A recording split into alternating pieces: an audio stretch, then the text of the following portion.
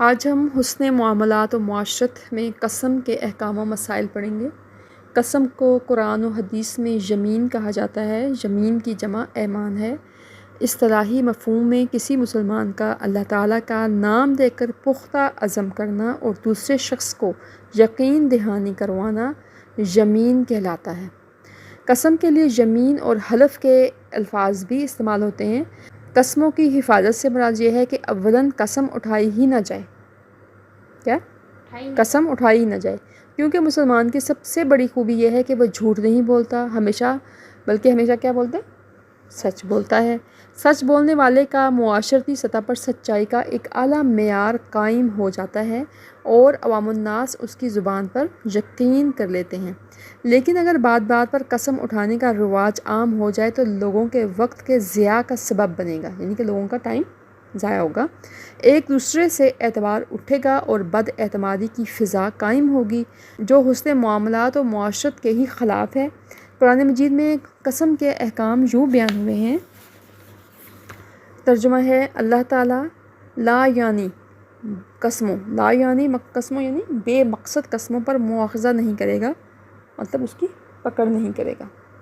لا یعنی قسموں پر مواخذہ نہیں کرے گا، لیکن وہ تمہارا ان قسموں پر مواخذہ کرے گا جو تم نے پختہ ارادے سے کھائی ہیں، تو اس کا کفارہ 10 مسکینوں کو کھانا کھلانا ہے، اس اوسط درجے کا جو تم اپنے گھر والوں کو کھلاتے ہو، یا انہیں لباس پہنانا یا ایک غلام کو آزاد کرنا ہے۔ پھر جو یہ نہ پائے تو 3 دن کے روزے رکھے، یہ تمہاری قسموں کا کفارہ ہے جب تم قسم کھاؤ اور اسے توڑ دو، اور اپنی قسموں کی حفاظت کرو۔ اسی طرح اللہ تعالیٰ اپنی آیات تمہارے لیے کھول کھول کر بیان فرماتا ہے تاکہ تم شکر ادا کرو۔ تو یہاں پر قسم اور قسم کا کفارہ کے بارے میں بتایا ہے کہ قسم کا کفارہ تب دینا ہوتا ہے جب آپ نے قسم کھائی ہے اور اس کو پورا نہیں کیا۔ جب پورا نہیں کرو تو اللہ تعالیٰ نے کہا اس کا کفارہ ادا کرو۔ قسم کے حوالے سے دوسری اہم بات یہ ہے کہ قسم صرف اللہ تعالیٰ کے نام کے ساتھ ہی ہو۔ اس کے علاوہ والدین اور نبی کریم صلی اللہ علیہ وآلہ وسلم یا دوسری کسی بھی معتبر یا مقدس چیز کی قسم کا شریعت میں کوئی تصور نہیں ہے۔ نبی کریم صلی اللہ علیہ وآلہ وسلم کا ارشاد ہے، بلا شبہ اللہ تمہیں اپنے آباء و اجداد کی قسم اٹھانے سے منع فرماتا ہے۔ ٹھیک ہے؟ صحابہ کرام رضی اللہ تعالیٰ عنہم حضور اکرم صلی اللہ علیہ وسلم کے اس ارشاد کے بعد کبھی بھی اللہ تعالیٰ کے علاوہ کسی کی بھی قسم نہیں اٹھاتے تھے، کیونکہ ایک دوسری جگہ پر آپ صلی اللہ علیہ وآلہ وسلم نے ارشاد فرمایا، جس نے اللہ تعالیٰ کے علاوہ کسی چیز کی قسم اٹھائی گویا اس نے شرک کیا۔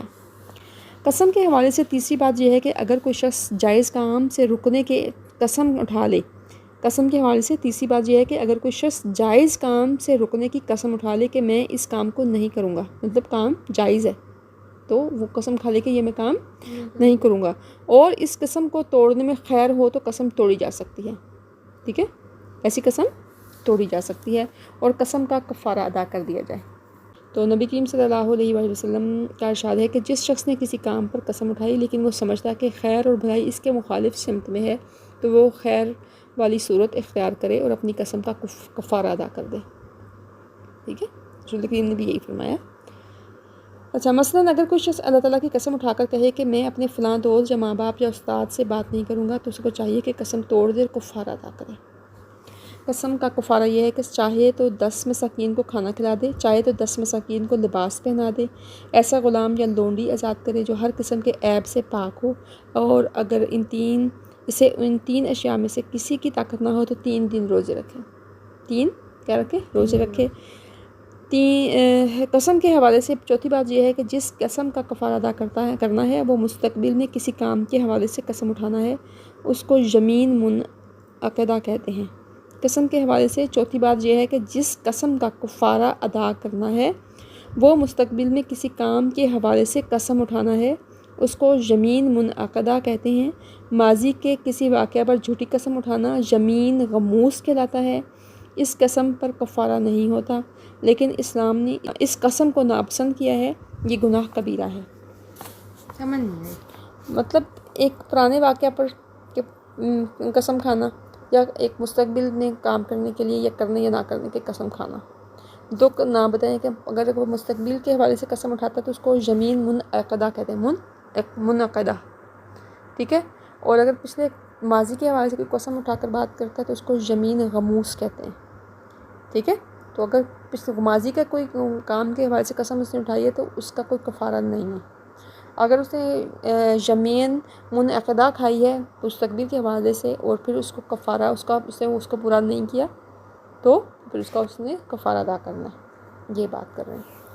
تو ایسا کہہ رہے ہیں کہ یہ اس قسم کی قسمیں کھانی ہی نہیں چاہیے. یہ اللہ تعالیٰ نے منع کیے ہیں، اس چیز کو ناپسند کیے ہیں، اور یہ گناہ کبیرہ بھی ہے، بڑی گناہ بھی ہے. روزمرہ کی گفتگو میں اپنے گمان کے مطابق صحیح قسم اٹھانا لیکن واقعہ کا اس طرح نہ ہونا یمین لغو کہلاتا ہے. کیا کہلاتا ہے؟ لغو. قسم، یمین قسم کو بولتے ہیں نا، لغو کہلاتا ہے. اس طرح کی قسم سے اللہ رب العزت نے درگزر فرمایا ہے. ٹھیک ہے، مطلب روزمرہ کی باتوں روزمرہ کے کاموں میں اپنے گمان کے مطابق کہنا کہ اس کا خیال میں ہو کہ یہ سب جو بات کروں وہ صحیح ہے لیکن واقعہ اس سے مختلف ہو. ٹھیک ہے، تو یہ یمین لغو ہے اور اس طرح کی قسم سے اللہ تعالیٰ نے درگزر فرمایا ہے. جھوٹی قسم گناہ کبیرہ اور انسانیت کو دھوکہ دینا ہے، اور جھوٹی قسم اٹھانے والے کی طرف اللہ تعالیٰ بروز قیامت نظر رحمت ہی نہیں فرمائے گا. جھوٹی قسم یا حلف انفرادی اور اجتماعی بربادی کا سبب ہے.